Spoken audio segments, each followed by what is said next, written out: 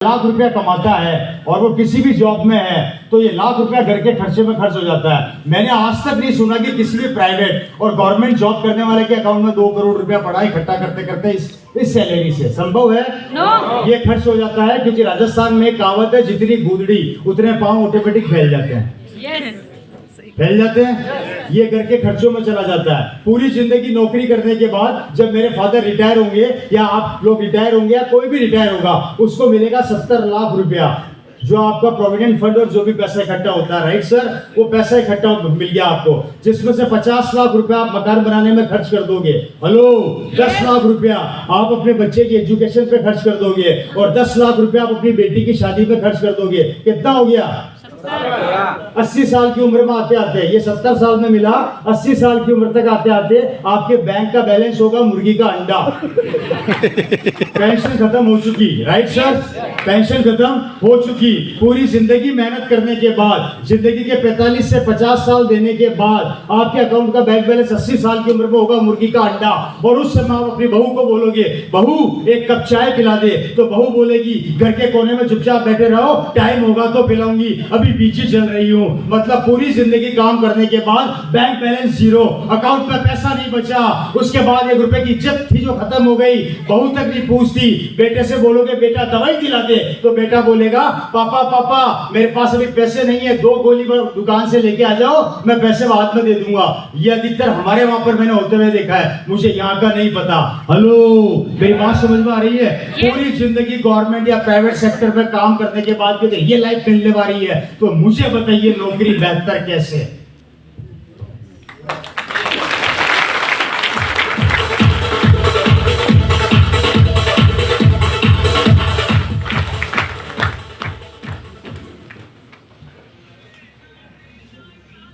आप और हम हमारे बच्चे को भगा रहे हैं, नौकरी कर ले, नौकरी कर ले, नौकरी कर ले, नौकरी कर ले, नौकरी कर ले, नौकरी कर ले, और पूरी जिंदगी नौकरी करने के बाद अगर ये दिन देखना पड़े तो उस नौकरी का क्या मतलब है?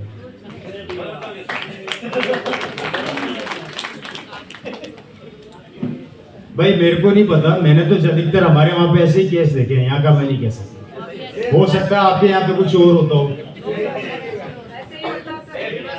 75 साल की उम्र में जब ये आदमी बूढ़ा हो जाता है और इसकी कोई इज्जत नहीं रहती, सुनना अब आगे की कहानी बता रहा हूं, तो ये घर के कोने में बैठा बैठा रोता है और एक ही चीज कहता है, पूरी जिंदगी भागा, अपने बच्चों को पाला, बेटों को पढ़ाया लिखाया, कमाने के काबिल बनाया, आज मेरा बुढ़ापा आ गया तो कोई मेरे पास 2 मिनट बैठता नहीं है, मुझे समय देता नहीं है, मेरे पोते मेरे पास नहीं बैठते क्योंकि पोते पढ़ाई में इतने बिजी हो गए हैं, और आजकल की पढ़ाई तो आप लोगों को पता है कितनी लेंदी हो गई है, तो पोतों के पास समय है नहीं दादा के साथ बैठने का। वो बेचारा बूढ़ा आदमी घर के कोने में चुपचाप बैठा रहता है, खाना मिल गया तो ठीक है, चाय मिल गई तो ठीक है, नहीं तो जयराम जी की, राइट साहब। और जब ये हालत हो जाती है, कोई इज्जत नहीं करता, कोई काम नहीं देता, तब एक कंपनी खड़ी होती है जिसका नाम है RCM।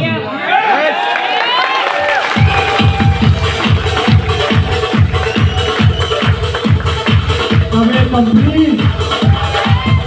खड़ी होती है जिसका नाम है RCM,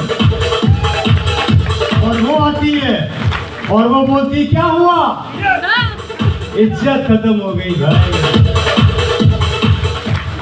क्या उम्र है, 75 साल का हो गया, कोई पूछता नहीं है, कोई बात नहीं, आ जाओ। 80 के हो तो भी आ जाओ, 90 के हो तो भी आ जाओ, 100 के हो तो भी, और 18 के हो तो भी आ जाओ। 75 साल की उम्र में जब वो फॉर्म साइन करता है और वापस से उसी एनर्जी के साथ 5 साल मेहनत करता है, दिन रात एक करता है, और जैसे उसके अकाउंट में पहला चेक ट्रांसफर होता है, वो भी किसका, पर लेवल का है, और पर लेवल पे मतलब हो गया टेक्निकल का लेवल का, और अकाउंट में सीधा 70-80 हजार रुपया जब ट्रांसफर होता है तो उसका सीना चौड़ा हो जाता है, और 80 साल की उम्र में जहाँ उसकी बेटी या उसका बेटा उसकी इज्जत नहीं करते, वहां पे RCM की टीम उसको कंधे पे लेके स्टेज पे नाचती है और उसका सीना चौड़ा हो जाता है, और पूरी जिंदगी जो उसको वहां से नहीं मिला, ये RCM बोलती है टेंशन मत पालना, यहाँ रुकेगा नहीं,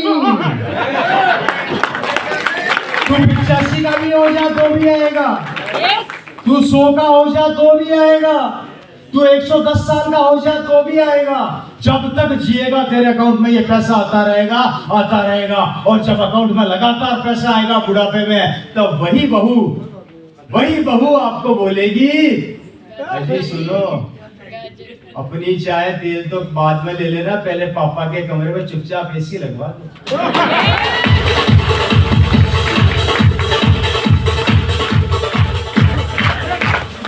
पापा को गर्मी नहीं लगनी चाहिए। पापा खाना ले आऊं? रसगुल्ले खाओगे या गुलाब जामुन? उस समय पापा नहीं बोल रहे। क्या बोल रहा है? इस रूप चेंजिंग में बहुत ताकत है मेरे साथ। समझना कितनी बड़ी चीज है।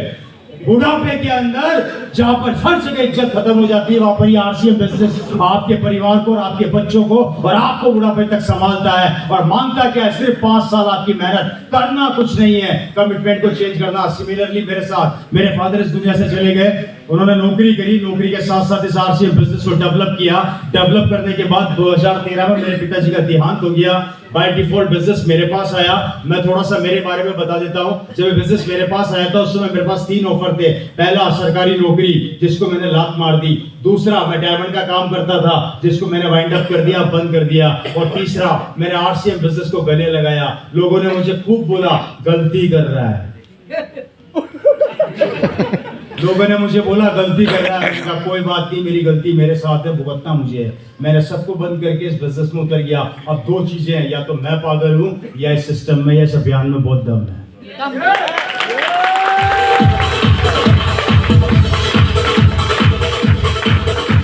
आज मेरी जिंदगी 180 डिग्री कौन से बदल गई।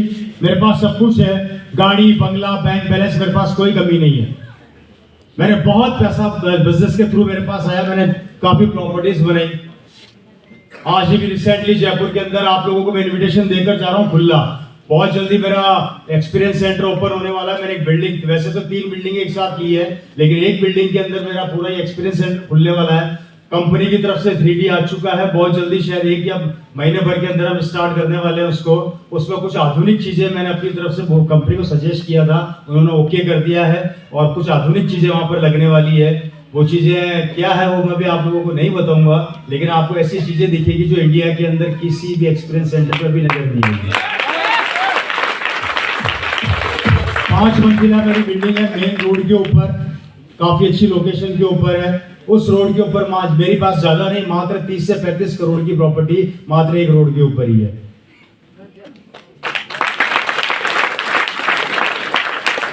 पैसा खत्म होता नहीं है, उससे पहले दूसरा आ जाता है। गलती से किसी ने मुझे बोल दिया था अभी थोड़े दिनों पहले कि भैया तुम बड़ी बड़ी बातें करते हो, तुम्हारे पास कार है तो कुछ है ही नहीं। और बस उसने दुखते रख पे हाथ रख दिया, मेरा हुआ दिमाग खराब, सीधा शोरूम में गया, एक कार और उठा के ले आया। बाहर खड़ी है, देखकर जाना। इस कार को मेरे को तोड़ना है चला के। जब से लाया हूं तब से रुकी नहीं है अभी तक। चाहे वो 800 किलोमीटर हो, चाहे 1000 किलोमीटर हो, मैंने इसमें घर बना लिया अपना दूसरा। ज्यादा महंगी गाड़ी नहीं है, सस्ती गाड़ी है, बाहर खड़ी है, BMW X5 टॉप मॉडल, मात्र 1.5 करोड़ की कार है, ज्यादा महंगी नहीं है।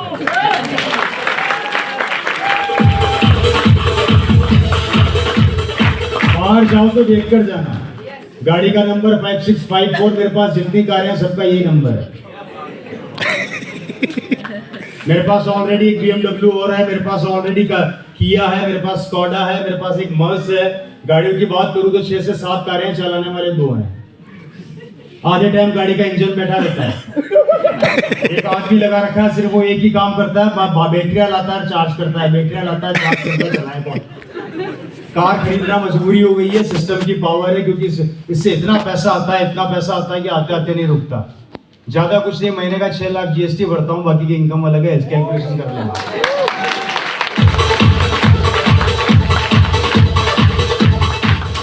इस प्रोजेक्ट के बाद अगला प्रोजेक्ट चालू करने वाला हूँ, जो अभी जयपुर में खड़ा किया उससे डबल, क्योंकि अब मैं रुकूंगा नहीं। कारण क्योंकि टीम जहां पर काम करती है वहां रुका नहीं जाता। मैं वो आज ये बिजनेस आपको इस पोजीशन पे लाके खड़ा कर देगा। 4 काम करने हैं। पहला, इस बिजनेस में भूत बन जाना। या तो ज्वाइन करना मत, मैं खुद बोल रहा हूं, और अगर कर लिया तो रुकना मत, चाहे कोई भी रोके। मैं गारंटी देता हूं दोस्तों, इतना पैसा आएगा कि आप सोच भी नहीं सकते। मेरा बैंक का मैनेजर मेरे से रियल में परेशान है।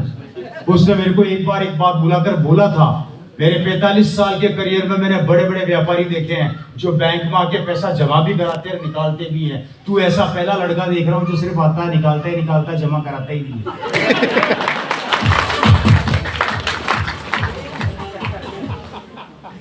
ऐसी पावर नहीं देखी क्या? एक खत्म होता नहीं, अगले महीने फिर टीसीजी बोलते तैयारी कर लो, आने दो। ये ताकत है, ये ताकत दोस्तों आई कहां से? नेटवर्क इंडस्ट्री वो इंडस्ट्री है, ये बिजनेस वो व्यापार है। बर्बाद भी होना चाहोगे तो बर्बाद भी हो सकते हैं। इसलिए पहला काम 5 साल के लिए भूत बन जाना, मत परवाह करना लोग क्या कहेंगे। दूसरा काम, जितना दूर जाके बिजनेस को डेवलप करोगे सफलता उतनी जल्दी मिलेगी, याद रखिएगा। छोड़ दो गुड़गांव, छोड़ दो दिल्ली एनसीआर, जो भी आपका यहाँ लगता है आसपास। मैं तो कहता हूँ हरियाणा छोड़ दो, बाहर निकल जाओ यहाँ से बाहर, कोई फर्क नहीं पड़ता। आपका बच्चे की खुशी आपके लिए महत्वपूर्ण है या हरियाणा महत्वपूर्ण, निर्णय आप ले लो। आप नहीं करोगे तो हरियाणा में कोई ना कोई तो करेगा। बाहर निकल के बिजनेस को डेवलप करो। सबसे पहला काम, अपनी अपलाइन को पकड़ो, इससे सीखो। मुझे सिखाए, मुझे कैसे मीटिंग लेनी है, मुझे कैसे प्लान दिखाना है, नोट कर लेना। जब तक प्लान दिखाना ना सिखाए वो, उसका पीछा मत छोड़ना। कपड़े फाड़ देना, कपड़े फाड़ने से भी पैसा आता है।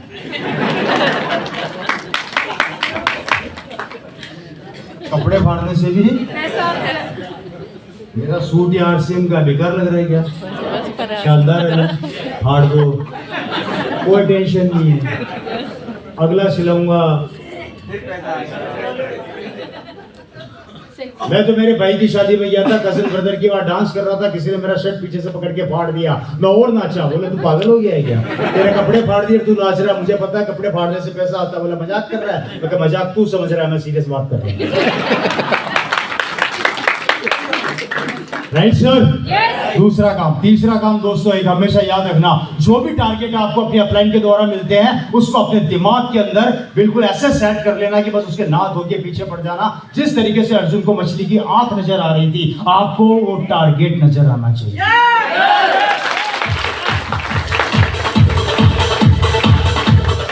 जिसकी जिंदगी में अगर कोई टारगेट नहीं है, भगवान का भी उसको लेके कोई टारगेट नहीं है। भगवान भी उसी को टारगेट करता है जो अपनी जिंदगी में खुद टारगेट करता है खुद को। यस।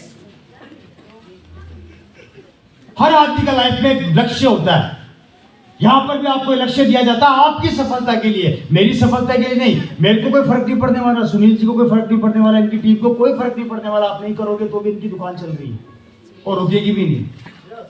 मैं चलाकर अपनी दुकान रोकना चाहूं तो नहीं रुकेगी। बोलो ऐसा बिजनेस कहीं देखा है आप लोगों ने? नो। मैं बर्बाद होना चाहता हूं तो भी नहीं रुकेगी। ये खड़े हैं, आशीष जी खड़े हो जाओ। मैं भी साबित कर देता हूं 2 मिनट के अंदर। आशीष जी, अपलाइन की बात माननी चाहिए? बिल्कुल माननी चाहिए 100%। अपलाइन भगवान तो नहीं होता, लेकिन भगवान के बराबर, उससे कम भी नहीं होता। जी सर। जो कहोगे करेंगे। बिल्कुल। मैं आपकी अपलाइन में भी आता हूं कहीं ना कहीं। Yes sir. आता हूं ना। एक काम करूंगा तो करोगे? करेंगे सर। आरसीएम छोड़ दो, ये वाला प्लीज। मैं कह रहा हूं छोड़ दो सर, प्लीज। ये मैं आपके हाथ जोड़ता हूं सर, मैं आपके पांव पड़ता हूं। पढ़ूंगा लेकिन मैं छोड़ूंगा नहीं।